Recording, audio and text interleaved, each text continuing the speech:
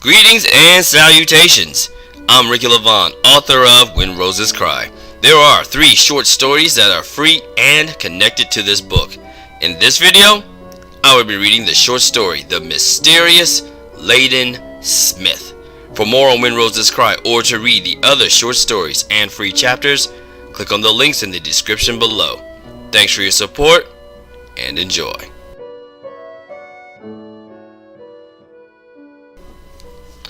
The Mysterious Ladon Smythe, a When Roses Cry short story.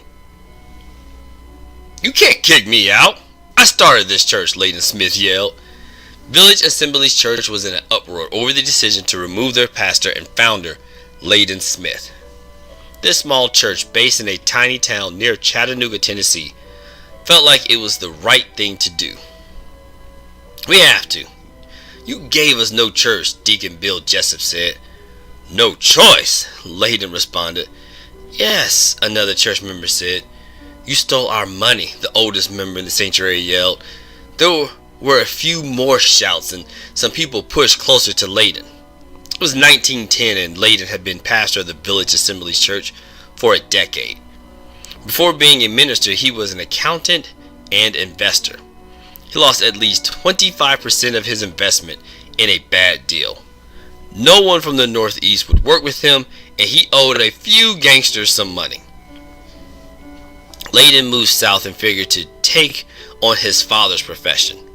Village was only supposed to be temporary, but once he saw the amount of money he could skim from the offering, he decided to stick it through. His plan was perfect until Deacon Bill found out. "I was doing the Lord's will," Ladon said. "Give it up," Bill responded. "We know the truth." "You know nothing," Ladon snapped. Bill planned the event with various members of the church. On that night, the members came into the sanctuary, which doubled as a meeting room. Ladon showed up assuming it was for the normal church business meeting. Once he ended his prayer to start the meeting, Bill immediately accused him of stealing, and the argument began.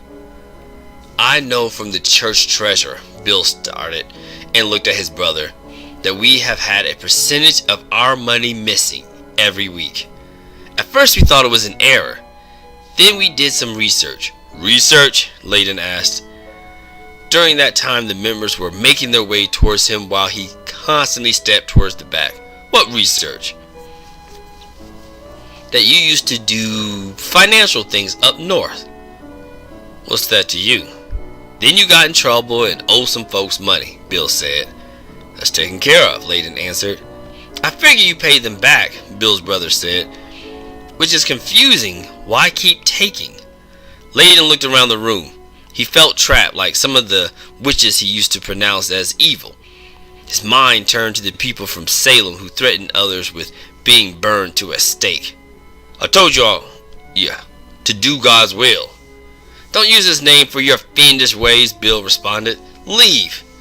"I started this church," Ladon grimaced. "Y'all leave." "Ladon, we're humble Christian people, but we'll do what is necessary," another deacon said. "You got 2 choices," Bill said.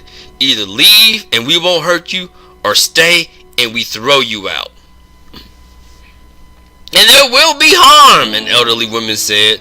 Ladon looked at each member. His breath was shallow, but he made sure to make perfect eye contact with all of them. Finally, he stepped at Bill Jessup. "You'll regret this," Ladon said. "All of you will regret this." "Go take someone else's money. We're tired of being lied to," Bill responded. Ladon had a slight grin in the corner of his mouth and pushed past Bill and the church members. He stopped at the door and looked at Bill one last time. He didn't say a word and left the building. There was a slight pause and the members looked at one another. They cheered and felt relieved to get Pastor Ladon Smythe out of the church. Bill felt great that he stood up to him. To everyone in church, Ladon was a powerful man and a person to be feared. Bill's wife gave him a hug while some of the members began to lead out in song. Bill smiled at his wife and kissed her on the cheek. He was there at the church physically, but mentally his thoughts were on the church. They had some savings thanks to his brother. Plus he knew that for all Ladon's problems, he was good at making people feel good. Bill wasn't sure if he could do the same or preach like him. He knew that he would have to take over, and that could keep him in the small town. Bill loved the area but had a strong desire to live in a larger city. Memphis, Nashville, even Chattanooga sounded like a place to start something new. The only problem is that his wife had no desire to move from her current surroundings. 3 months after Ladon's departure, a letter came to the church addressed to Bill. Village Assemblies was struggling, and membership was dwindling over the time. Ladon might have been stealing, but his dynamic preaching kept many people in the pews. Bill wasn't as good of a preacher, but spoke like a teacher. They still had enough money, but Bill desired for the church to grow. He didn't want Ladon to get the victory and proof that the church needed him. Bill's wife was proud of him and enjoyed every minute of his sermons. The parishioners lied to Bill Jessup that his sermons were good, but told the truth by their attendance. Bill's wife gave him the letter and started cleaning up the office. He didn't know who would send him a letter at church, but hoped it was a mysterious donor giving him money to the church. Maybe it's donation, Bill said. You think? Bill shrugged and opened the letter. I know your secret.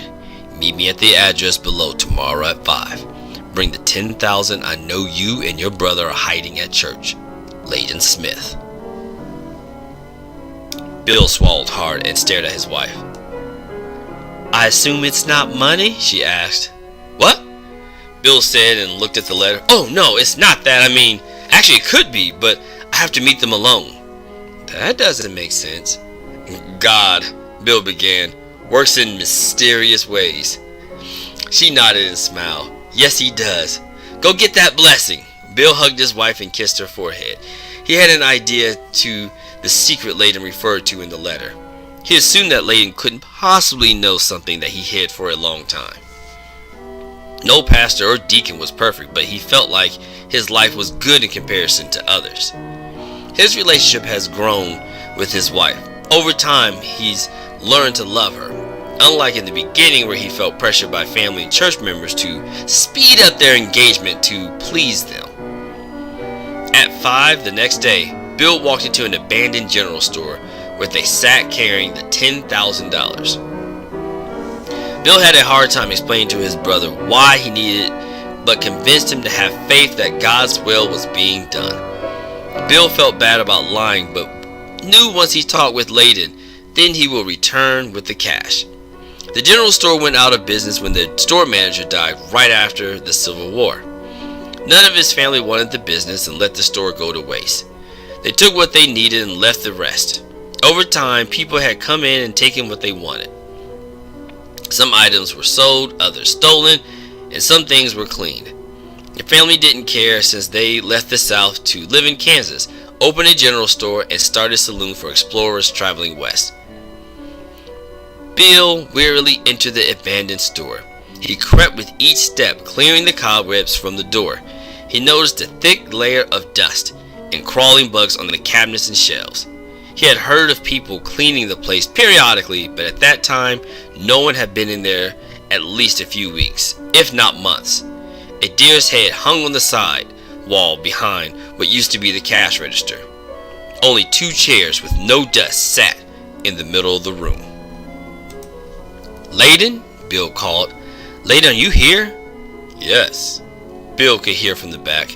It was dark, but he knew by the rasp who it was. What do you want?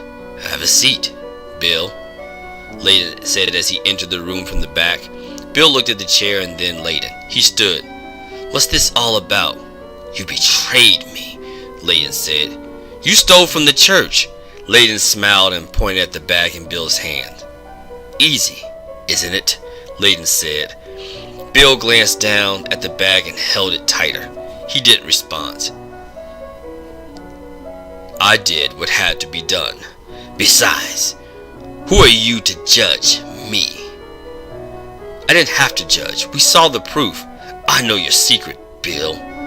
Bill swallowed hard. Secret? I see you got my money, Ladon said. He stared at the sack. Bill's grip tightened. We need this, Ladon. Membership is low as it is. "You need me, don't you?" Ladon asked. His voice was raspy but sharp like the hiss of a snake. "You're not a bad person, Ladon, but sometimes you do bad." "Why did you bring it?" Ladon interrupted. He pointed to the bag. "Doing God's will." He laughed. Bill looked at the chairs a little harder. "Give me the money and you can at least have your dignity." Bill shook his head and continued his grip on the bag. "You need to think you think you know, but you use the services of teenage prostitutes." "Bill, I know. I've talked to some." There was a pause. "That was a long time ago."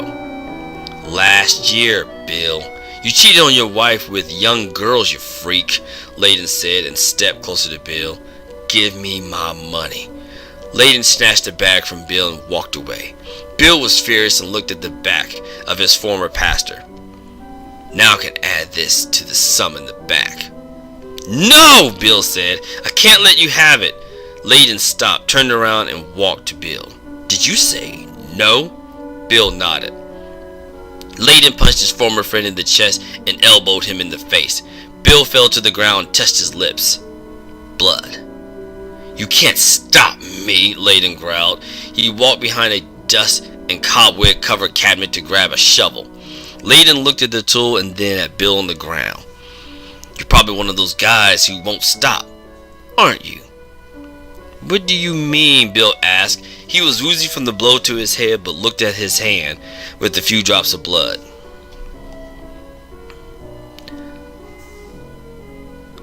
"Like those girls you defiled. You can't stop. I know your type.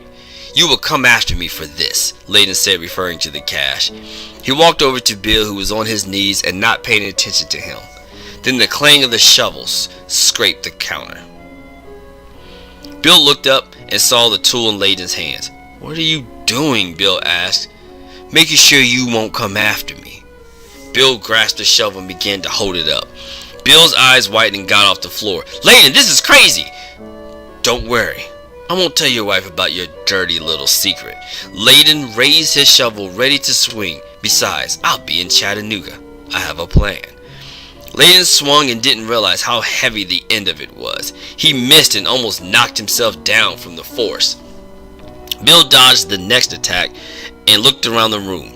Ladon got himself together and swung again. He missed Bill but smashed one of the cabinets. Bill grabbed one of the chairs and held it tight. "You don't have to do this," Bill said. "Yeah, I do." Ladon swung again and missed. Bill tried to hit Ladon with the chair and missed as well. As soon as Ladon got himself together, Bill flung the chair at Ladon. The ex-minister took a swing at the flying object and smashed it. The chair broke in a few pieces with one clipping Ladon's eye. Ladon dropped the shovel and grabbed his face from the pain. Bill picked the tool up and without thinking swung the modified weapon. He hit Ladon in the back of the head and landed 4 more hits. Bill stopped, stared at the shovel, covered in blood, and dropped the weapon. He looked down at Ladon's head and knew the pink muscle covered in blood was his brain. The deacon began to shake. He never killed anyone before and couldn't believe what he had done. "Excuse me." Bill heard a voice from behind him. Bill, whose hands were stained with blood, was startled and turned around. 2 men were coming into the doorway he had entered only 10 minutes before.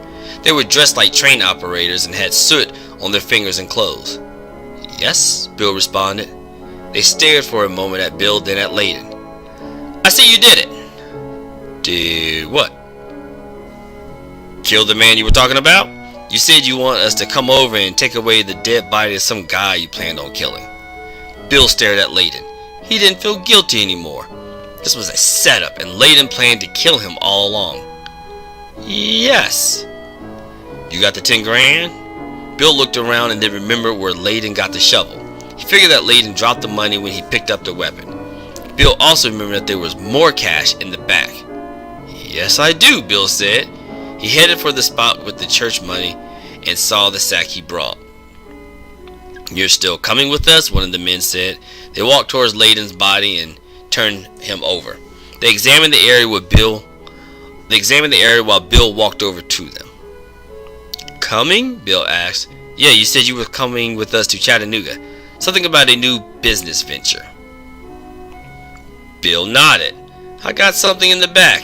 Here's your money." Bill handed them the money, much to their delight. Then he headed in the back. The one guy mentioned to his friend to get the cutting tools in a sack. He could only assume that they were going to chop the body, carry it in a sack, and use Ladon as fuel in one of the trains. "Clever," Bill whispered. Bill saw a large sack of cash, some papers in the back, and a diary.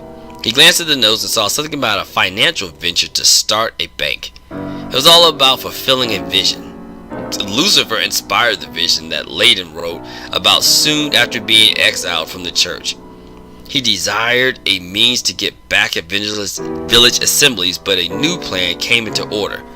The financial plans were the means of starting a bank to gather as much money as possible so he could serve the fallen angel. A plan for a new society was in the formation, and it was detailed. It contained the ideas for the name of the group, to the colors, the robe, and even a few of the practices. This new group would allow a person to be who they are without being judged.